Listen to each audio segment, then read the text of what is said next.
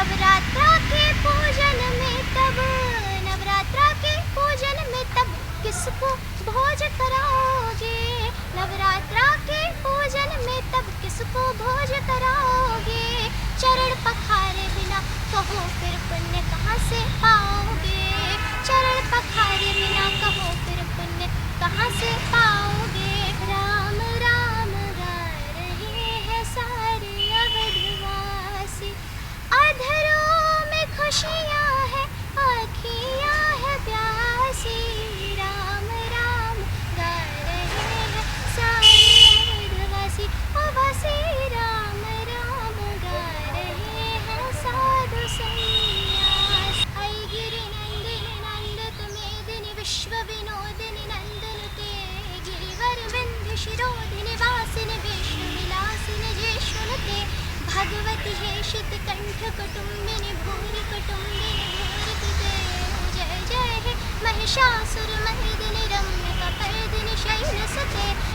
जो देखे देश को टेढ़ी नजर से उससे कह देना, जो देखे देश को टेढ़ी नजर से उससे कह देना, समर्पित है ये तन मन मेरा हिंदुस्तान के खातिर। आप सभी मित्रों को चंपेश्वर गोस्वामी का जय जोहार, नमस्कार। साथियों, आज हम लोग हमारे कार्यक्रम में जो अतिथि आई हुई है, जो हमारे कार्यक्रम में आज की जो कलाकार हैं, वो राष्ट्रीय स्तर की बाल कवित्री हैं और उनका नाम है भव्या सूर्या। और भव्या सूर्या अभी हम लोग देख रहे हैं कि लगातार कविता के क्षेत्र में नाम कमा रही है और बहुत अच्छी अच्छी कविताएं लिख रही हैं। राज्य ही नहीं अपितु पूरे राष्ट्र में ये घूम घूम कर कविता का पाठ कर रही है और विशेषकर देशभक्ति की कविताओं के लिए बहुत चर्चित कवित्री हैं। तो आपका हमारे कार्यक्रम में बहुत बहुत स्वागत है। नमस्कार, जय जोहार।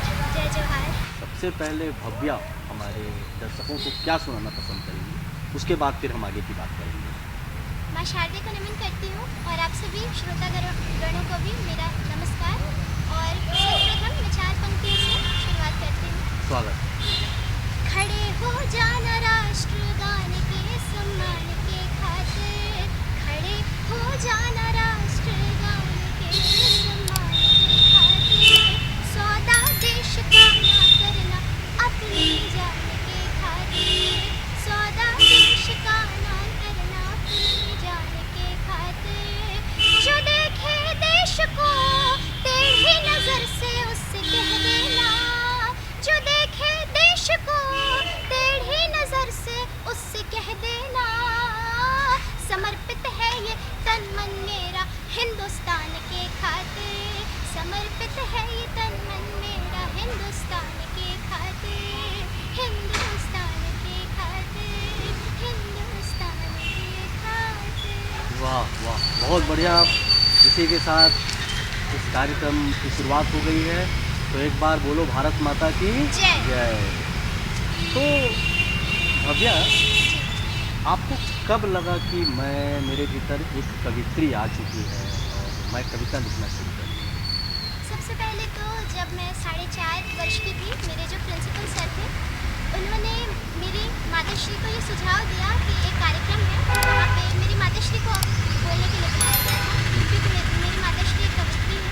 परंतु उन्होंने सुझाव दिया कि क्यों ना, मैं बहुत बोलती ही रहती थी स्कूल में भी, तो क्यों ना आप ना बोलकर अपनी बेटी से ये कविता बुलाएं। और जब महिला दिवस का जो कार्यक्रम हम मनाते हैं, उसमें मैंने जब बोला, उसके बाद से लगातार जो मेरा मम्मी की लिखी हुई कविता बोलना है वो प्रारंभ हुआ। और उसके बाद जब मैं 8 वर्ष की थी, तब ऐसी गोष्ठियों में मम्मी के साथ हम जाया करते थे। फिर उसके बाद सबको सुन के, जो वरिष्ठ कवि हैं उनको सुन के एक तुकबंदी जो होती है वो समझ में आया। अच्छा मम्मी ये क्या होती है तुकबंदी? फिर समझ आया अच्छा ये जो जोड़ जोड़ के बनाते हैं। फिर एक कवि या कवित्री हैं, उन्होंने मुझसे कहा कि मतलब वहाँ पे हम लोग चर्चा कर रहे थे, तो उन्होंने कहा कि तुम इतना अच्छा बोलती हो तो स्वयं की कविता बोला करो, मम्मी की कविता कब तक बोलो। अब जो है क्या बोलना चाहिए, मेरे अंदर जो कवित्री जो सोई हुई थी, उस जो कथन जो उन्होंने मुझसे कहा, उसी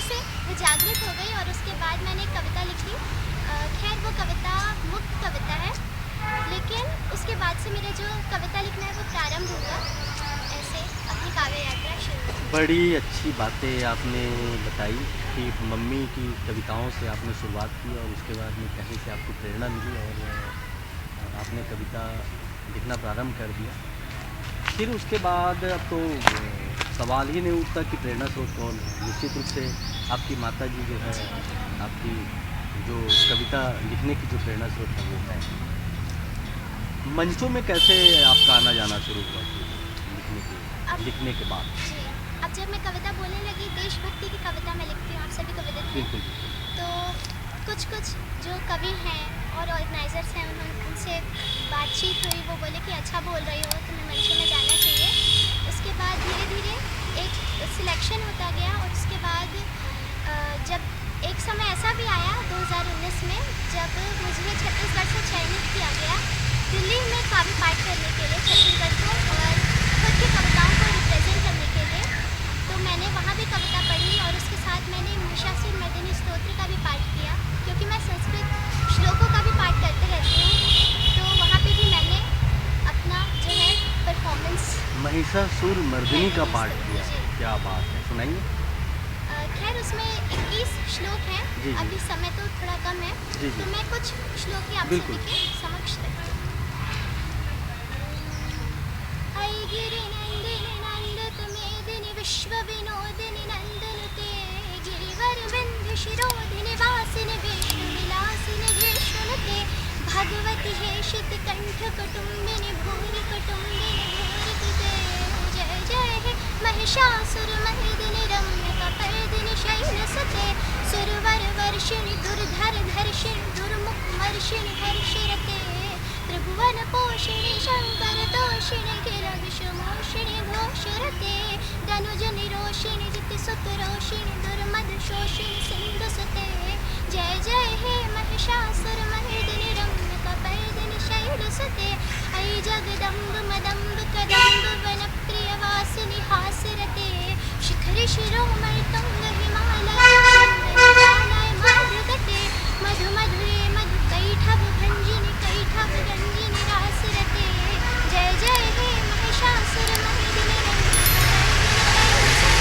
ऐ शतखंड विखंडित रुंड विखंडित शुंड गजाधिपते त्रिभुज दंड विदारण चंड पराक्रम शुंड मृगाधिपते निजभुज दंड निपातित खंड विपातित मुंड भटाधिपते जय जय हे महिषासुर मर्दिनि रम्य कपर्दिनि शैलसुते जय जय हे महिषासुर मर्दिनि रम्य कपर्दिनि शैलसुते जय जय हे महिषासुर मर्दिनि रम्य कपर्दिनि शैलसुते। मैंने सिर्फ 4 श्लोकों का ही पाठ किया। अभी आपको और कितना श्लोक याद है इसमें? ये पूरा 21 श्लोक याद किस है। श्लोक आपको पूरा याद है? क्या बात है आपकी इसके मेहनत। अलावा मधुराष्टकम, कृष्णाष्टकम और शिव तांडव स्तोत्रों का भी मैं पाठ करती हूँ। ये तो बहुत अच्छी बात है और लगातार आप आगे बढ़ रही है, मेरी शुभकामनाएं हैं। जब पहला मंच मिला तो ऐसा नहीं हुआ कि पैर कांप रहा है, हाथ कांप रहा नहीं, है? ऐसा यहाँ तो पर कभी मुझे नहीं हुआ। जितना मैंने लिखा, जितनी तैयारी रहती थी, वो सीधे जाकर कभी कभी लगता है ना, सामने बहुत ज़्यादा पब्लिक हो तो नहीं, हेजिटेशन हो जाए, तो क्योंकि- हाथ पैर कांपना ऐसा क्योंकि नहीं हुआ। क्योंकि जो एक श्रोता है वो किसी भी जो बोल रहे हैं मंच पे, उसको सुनने के लिए आए, उनसे जो उनका जो लिखा हुआ है वो एक तरह से उनकी भावना और उनके ज्ञान को जानने आए। तो अगर हम हमारी जो भावना है उसको हमें व्यक्त करना कविता के माध्यम से, तो इसमें डरने वाली तो मुझे नहीं लगता कोई बात। हाँ, होनी चाहिए। बड़े बड़े कवियों के मंच में भी आपने काव्य पाठ किया है, तो भाई कम से कम सामने वाले से भय नहीं है, तो पीछे वाले जो बड़े बड़े बुद्धिमान कवि लोग बैठे रहते हैं, कवित्री बैठे रहते हैं, उनके साथ भी आपने मंच शेयर किया, तो वहाँ भी ऐसा कुछ लगा ऐसा तो कभी फील नहीं हुआ, क्योंकि कि मेरे बाजू में जो बैठे हुए हैं दादाजी बहुत बड़े कवि हैं, उनके सामने मैं कैसे कविता पाठ करूँ, या जो दीदी बैठी हुई है कवित्री है, उनके सामने मैं कैसे कविता पाठ करूँ, इस टाइप से कुछ भावनाएं आई मन में? अब देखिए, जो वरिष्ठ कवि हैं वो तो अपनी श्रेष्ठ रचनाएं सुनाएंगे ही, लेकिन हमारा जो वहाँ कर्तव्य है कि हम जितना भी जैसा भी लिखते हैं, अगर हम वहाँ तक पहुँचे हैं तो अपने आप को हमें जो जाके मतलब बोलना ही है, किसी प्रकार का भय आना ही नहीं चाहिए मन में, क्योंकि जो वरिष्ठ है वो तो है ही श्रेष्ठ, उनको उनसे मतलब हम भय नहीं करेंगे, उनसे कुछ सीखना चाहिए हमें, क्या ताकि आगे बात। के लिए। ये तो आपसे आज के बच्चों को भी और हमारी जो युवा पीढ़ी है उनको भी सीखना चाहिए कि हमारे जो वरिष्ठ होते हैं वो मार्गदर्शन के लिए होते मार्गदर्शन के लिए होते हैं जी। हैं और जो दर्शक होते हैं हमको सुनने आए रहते हैं, तो इससे भयभीत होने की कोई आवश्यकता नहीं आवश्यकता है। ही मतलब आपका हाथ पैर नहीं कांपता, नहीं। माइक के सामने बिल्कुल निश्चिंतता के साथ आप कविता पाठ करती हैं। तो अभी मेरे सामने कौन सी आप कविता पाठ करने वाली हैं? अब महिषासुर मर्दिनी स्तोत्र का के कुछ श्लोकों का मैंने पाठ किया। अब माँ का आह्वान हो चुका है, तो माँ के बाद माँ का बेटी जो माँ का ही स्वरूप होती है उन पर मेरी एक रचना है, वो सुन। स्वागत है। कोख में मारोगे बेटी तो खुशी कहाँ से पाओगे, कोख में मारोगे बेटी तो खुशी कहाँ से पाओगे, जन्म ना लेगी बेटी तो माँ कैसे कह पाओगे, जन्म ना लेगी बेटी तो माँ कैसे कह पाओगे, कोख में मारोगे बेटी तो खुशी कहाँ से पाओगे, जन्म न लेगी बेटी तो माँ कैसे कह पाओगे, जन्म ना लेगी बेटी तो माँ कैसे कह पाओगे, बहन नहीं होगी तो फिर, बहन नहीं होगी तो फिर सूना होगा रक्षाबंधन, बहन नहीं होगी तो फिर सूना होगा रक्षाबंधन, कैसे वंश बढ़ाकर पितरों का तर्पण कर पाओगे, कैसे वंश बढ़ाकर पितरों का तर्पण कर पाओगे, नवरात्रा के पूजन में तब, नवरात्रा के पूजन में तब किसको भोज कराओगे, नवरात्रा के पूजन में तब किसको भोज कराओगे, चरण पखारे बिना कहो फिर पुण्य कहाँ से पाओगे, चरण पखारे बिना कहो फिर पुण्य कहाँ से पाओगे।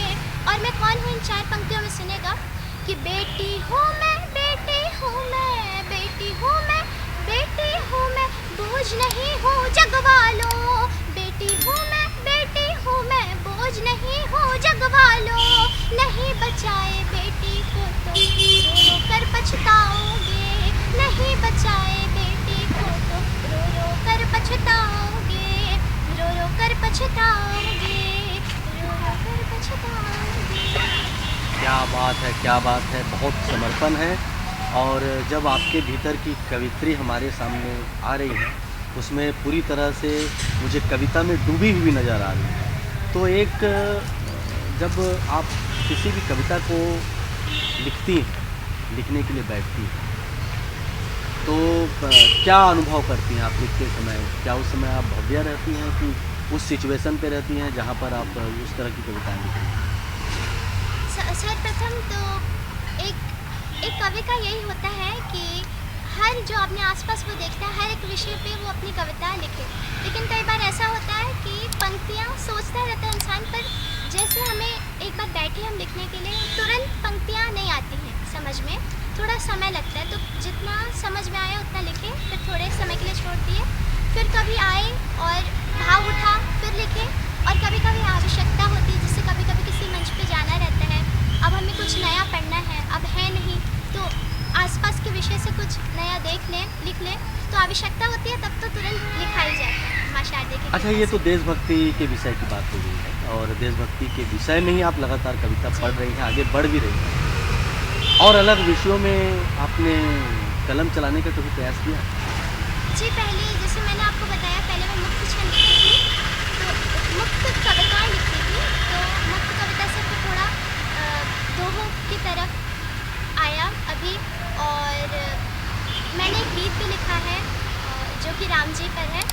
और अलग अलग विषयों पे मैं लिखती हूँ, पर जो मेरा एक मेन विषय है वो देशभक्ति पर है। देशभक्ति पर है और देशभक्ति के कारण आप अभी देश भर में भ्रमण भी कर रही हैं।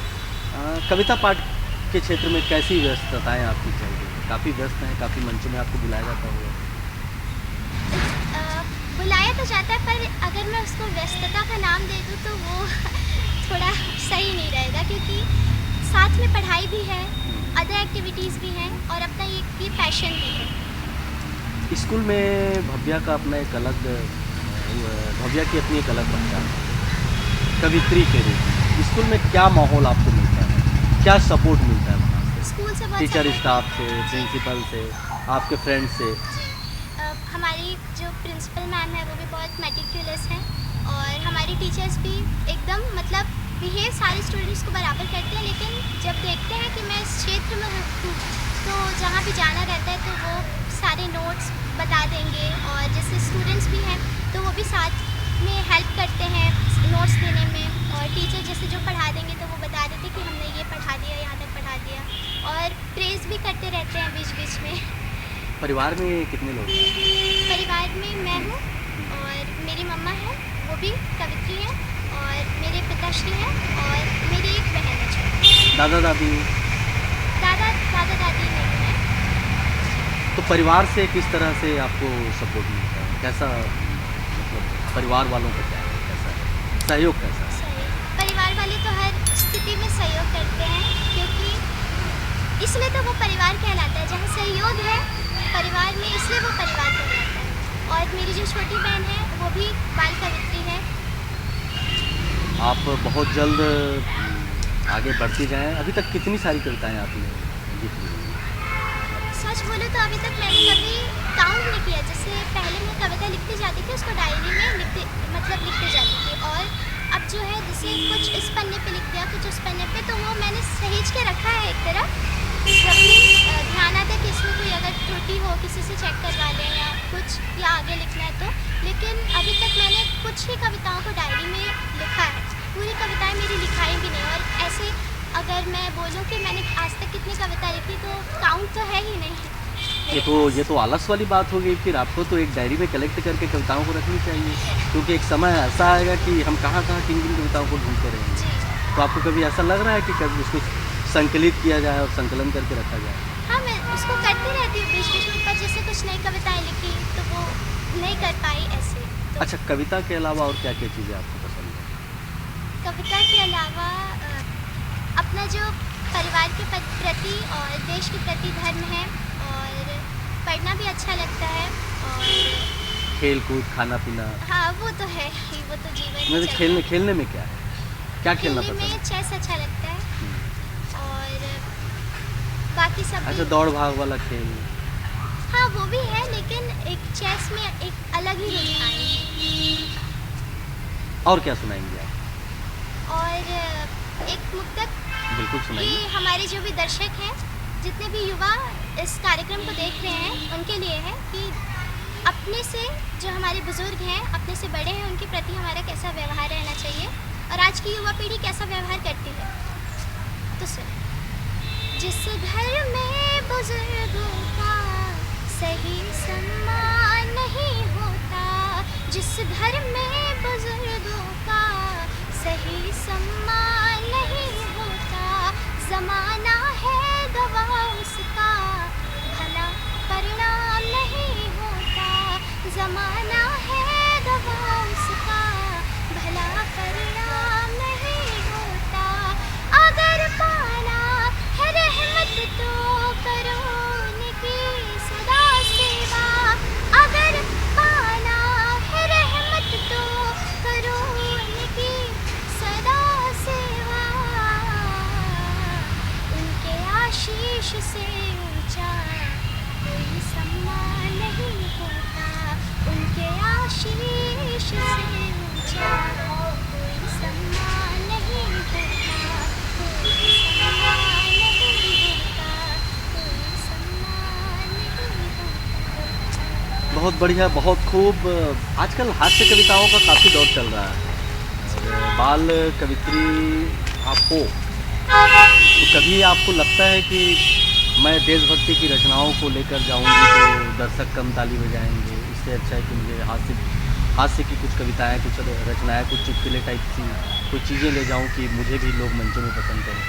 ऐसा लगता है? नहीं, ऐसा तो नहीं लगता, क्योंकि जो हास्य की कवि हैं वो तो है ही, जो श्रृंगार के कवि हैं कवित्री वो तो है ही, लेकिन इस देश को सबसे ज़्यादा जिसकी ज़रूरत है वो है देशभक्ति कविता।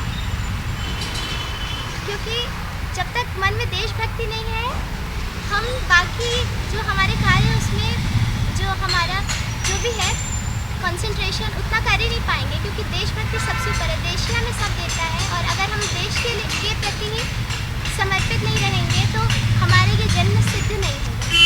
बिल्कुल। बिल्कुल सही बात है। आप रामचंद्र जी भगवान के ऊपर गीत भी लिखती जी हैं। जी 2-4 लाइन यदि याद हो तो हमारे जी दर्शकों वो को एक सुनाएं। गीत है, पैरोडी गीत है। बिल्कुल, पर स्वागत।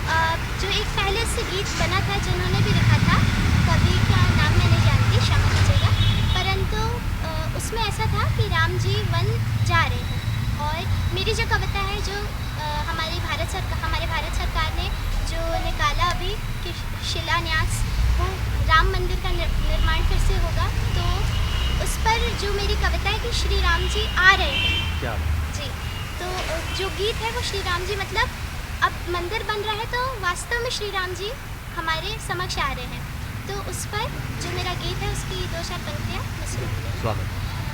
राम राम गा रहे हैं साधु सन्यासी, राम राम गा रहे हैं सारे अवधवासी, अधरों में खुशियाँ हैं, आँखियाँ हैं प्यासी, राम राम गा रहे हैं सारे अवधवासी, ओ वासी, राम राम गा रहे हैं साधु सन्यासी। ऐसे इसका ये जो होता है। स्वर बहुत बढ़िया है आपका। आगे गायिका बनने का भी मन है? विधिवत कुछ शिक्षा ग्रहण कर रही हैं? हाँ, नहीं, अभी तो मैं संगीत की कोई शिक्षा ग्रहण नहीं कर रही हूँ, गायिका बनने का नहीं है, पर एक है कि संगीत जो है अपनी जो सिस्टमैटिक तरीके से उसको सीखना चाहिए, उसकी शिक्षा लेनी चाहिए, ऐसा है। पर थोड़ी सी व्यस्तता के कारण थोड़ा स्कूल भी, थोड़ा इधर भी देखना पड़ता है सब तरफ, तो अभी संगीत काफ़ी की शिक्षा नहीं। धीर गंभीर लग रही हैं आप इस उम्र में। मस्ती करती हैं कि नहीं करती? अब हंसी मजाक मस्ती वस्ती काफ़ी सीरियस लग रही हैं आप। क्योंकि ऐसा तो नहीं है कि देशभक्ति के गीतों के साथ साथ नहीं, मैं बचपन से ही ऐसी हूँ, जहाँ ज़रूरत है वही बोलना चाहिए। और रही बात मस्ती मजाक की, तो हम सब आपस में मिलजुल तो करते ही रहते हैं, पर कभी भी ऐसा मजाक नहीं करना चाहिए जिससे सामने वाले को बुरा लगे। अगर सामने वाला कुछ कहीं गलती कर रहा है तो उसको सत्य बोल देना चाहिए, चाहे उसको बुरा लगे चाहे अच्छा लगे। लेकिन जहाँ किसी का मजाक उड़ाने की बात आ जाती है, वो किसी के सम्मान को ठेस पहुँचा सकती है। इसलिए मस्ती मजाक अब एक होना चाहिए, लेकिन एक उसका भी एक लिमिट होता है, उसकी लिमिट होती है, वहाँ सीमा तक ही मस्ती मजाक होना चाहिए। बहुत अच्छी बातें कर रही हैं। और कुछ एकाध रचना आप हमारे दर्शकों को सुनाना चाहेंगी? एक आज की श्रृंखला की एक अंतिम रचना आप सभी के समक्ष रख रही हूँ। आओ मातृभूमि का गान करें, आओ मातृभूमि का गान करें, वीर योद्धाओं का ध्यान धरें, मातृपिता की आज्ञा माने, निज संस्कृति का सम्मान करें, निज संस्कृति का सम्मान करें।